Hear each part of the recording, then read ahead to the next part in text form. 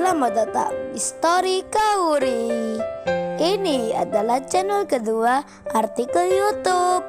Jangan lupa subscribe ya guys, dan tekan notifikasinya. Kisah pemuda kaya, anak bos besar, pemilik 73 perusahaan, yang menjadi cleaning service. Episode 668. Sarwenda yang terheran. Lagi-lagi dibuat jantungan karena melihat orang yang tiba-tiba datang menjemputnya adalah orang-orang kaya yang terkenal serta pengusaha yang ternama, akan mengantar dan menjadi sopirnya. Sisilia temannya pun juga berkali-kali dikejutkan pula akan hal yang di luar pikirnya. Sisilia dan Sarwenda ada di mobilnya Bang Hotman. Bang Hotman yang mengantarnya seolah menjadi sopirnya. Sedang Pak Tony pun demikian. Bersama anaknya Ferry, sekarang disopiri Pak Mori, seseorang pengusaha properti yang punya banyak hotel dan restoran mewah.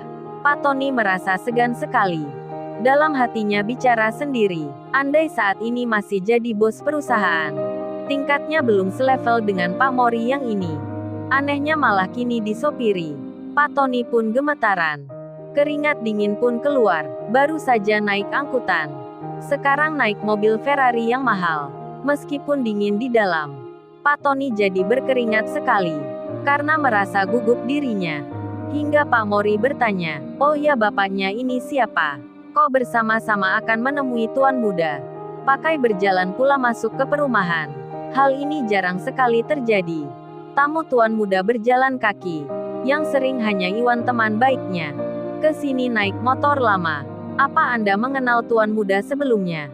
Ada keperluan apa memangnya? Pak Mori bicara dan bertanya begitu malah membuat Pak Tony gemetaran lagi. Kenshin pemuda yang tak dianggap kemarin benar-benar dihormati orang kaya ini. Bahkan sekelas pengusaha seperti Pak Mori menyebut pemuda itu atasannya, memanggilnya tuan muda. Pak Tony bertanya-tanya, berarti anak laki-laki itu memang dia bukan orang biasa. Pak Tony tak menjawabnya. Malah Pak Tony bertanya, "Oh ya, bukannya bapak ini kan bernama Pak Mori, yang punya jaringan real estate yang besar, dan seorang pengusaha yang sudah dikenal. Saya minta maaf sebelumnya, memangnya orang kaya seperti Anda ini, apa masih punya atasan? Mengapa menyebut anak laki-laki itu tuan muda? Bukankah bapak ini sudah punya banyak perusahaan? Sudah punya hotel bintang 5 lebih dari puluhan, serta pegawai yang ribuan orang. Kok masih memanggil orang lain begitu?" Pak Mori mendengarnya. Langsung Pak Mori menjawabnya, "Oh itu maksudnya, memang benar yang Anda katakan. Saya memang punya usaha dan perusahaan sendiri. Dari yang kecil hingga yang besar. Punya karyawan ratusan hingga ribuan orang. Tapi kalau dibandingkan dengan tuan muda, hal itu tak ada apa-apanya. Rupanya Anda ini belum tahu tuan muda. Belum pula mengenalnya. Sebentar lagi Anda akan tahu alasannya. Jawaban yang Anda cari akan segera Anda dapati." Pak Mori membelokkan mobilnya ke sebelah kiri. Sementara itu Sarwenda sendiri juga sama ditanya oleh Bang Hotman. Bang Hotman itu bilang, "Oh ya, Mbak berdua ini, memangnya siapanya tuan muda? Teman kerja, teman sekolah, teman kuliah, atau mantannya?" Maaf, bercanda kelepasan bicara. Maklum saya banyak kesibukan. Jadinya melantur berkatanya. Bang Hotman pun tertawa pelan sambil mengemudi Lamborghini-nya, bertanya pada Sarwenda dan Sisilia. Keduanya pun serempak menjawabnya, "Oh itu Pak, kita bukan teman-temannya. Tapi kebetulan saja bertemu kemarin.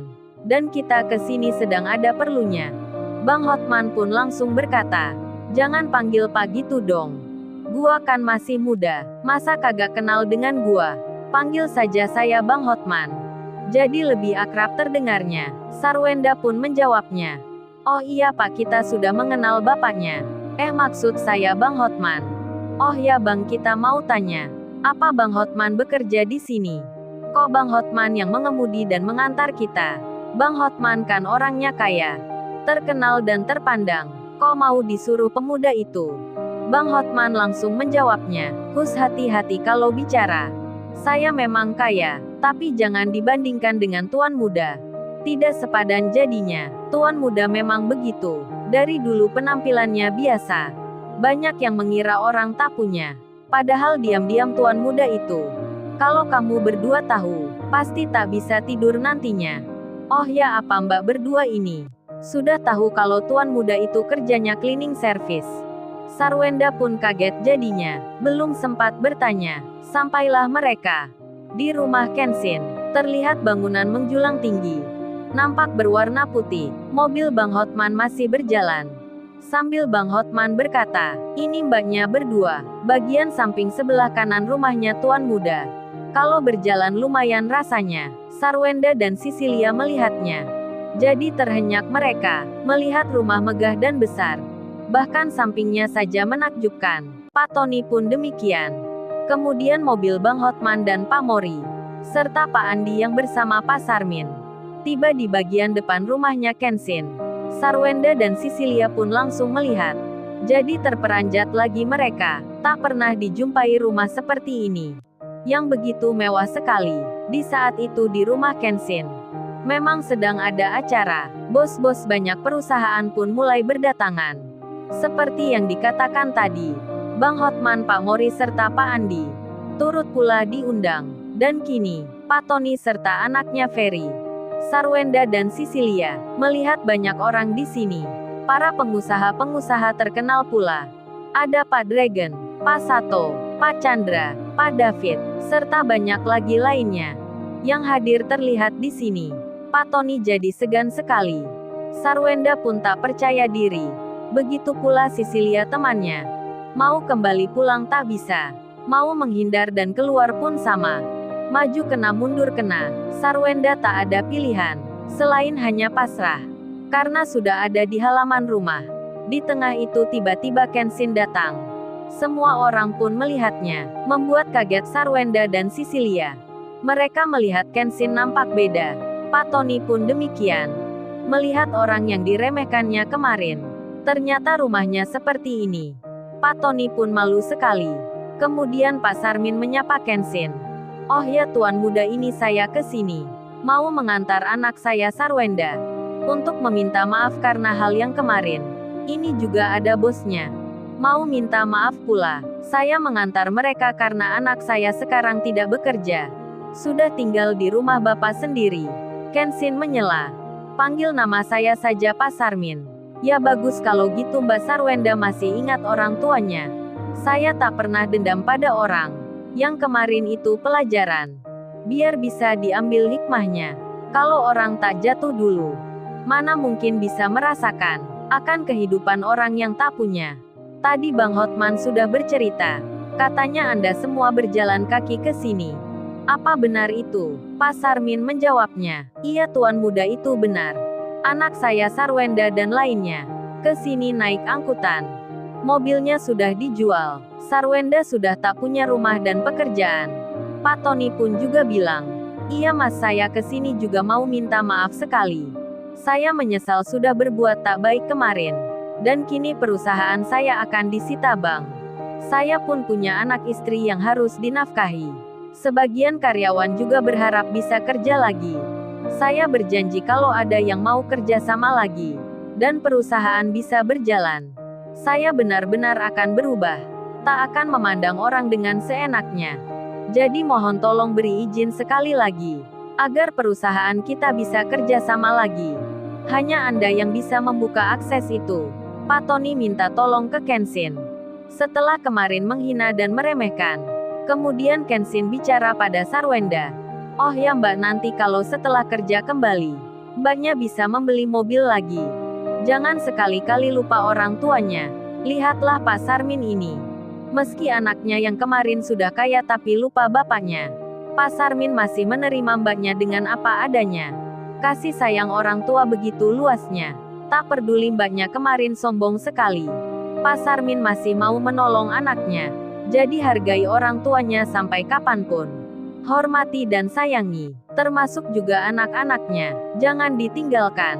Apa nasihat saya sekarang bisa diterima? Sarwenda menjawabnya. Iya mas, saya mengerti. Kenshin bertanya lagi. Apa karena mbaknya sudah tahu saya sekarang? Jadi mau mendengar apa yang saya katakan? Kemarin kan mbaknya tak mau dinasehati orang tak punya. Apa mbaknya bisa berubah nantinya? Kalau ada orang lain yang menasehati kebaikan, meski orang itu miskin sekalipun. Sarwenda menjawabnya. Iya ya mas, saya salah. Saya menyesal dan minta maaf sekali. Tak akan saya ulangi lagi. Kemudian Kenshin bilang, baiklah Pak Sarmin. Sepertinya putrinya ini sudah berubah. Dan untuk Pak Tony, ayo kalau gitu ajak pegawainya ini masuk ikut ke tempat meeting. Daripada di sini, mending masuk ke dalam. Pak Tony kaget jadinya. Langsung saja bertanya, tapi saya kan tidak diundang. Bukan ikut kerja sama pula. Kenshin menjawabnya, sudah masuk saja. Ayo Pak Sarmin juga ikut pula. Kenshin pun berjalan. Pak Sarmin mengikuti. Sarwenda dan Cecilia kebingungan. Begitu halnya Pak Tony dan anaknya Ferry. Dipersilahkan masuk ke tempat meeting. Setelah masuk ke ruang utama, langsung terlihat banyak orang. Dari perusahaan-perusahaan yang besar. Terlihat dari seragam yang dikenakan. Sarwenda deg-degan. Pak Tony pun demikian. Dan detik-detik Kenshin akan memimpin rapat kerja 73 perusahaan. Segera dilihat Sarwenda, dilihat Cecilia, Pak Tony pun sama. Lalu, bagaimana kisah selanjutnya? Subscribe channel ini untuk episode berikutnya. Terima kasih. Jangan lupa ya guys, untuk kelanjutan ceritanya ada di channel Story Kauri. Jangan lupa subscribe ya guys, dan tekan notifikasinya